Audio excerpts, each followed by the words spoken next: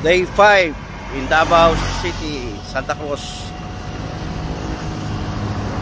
Wala yung nag-guide nga ni para magkuha na itong target 5,000 steps a day.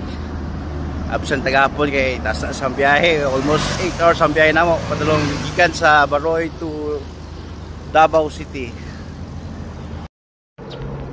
Ngayong buntag mga kapips, nanami Davao for medical mission sa among church, sa together sa mga members sa TPC. Nabitay karon for conduct medical mission. Nindot kay kabuntagon sa Davao. Nindot kay ang mga ang hangin, tugnaw sa kabuntagon. Nindot kayo. Salamat kayo Ginoo. Dalagin ko Diyos. Pasakat hangakaw oh, kaya paubos. Padulo nila Pastor Kidi kaya tumyan.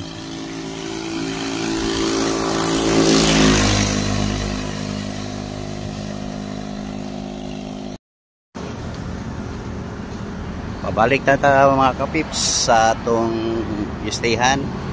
Paito po tayo pandesal sa Davao.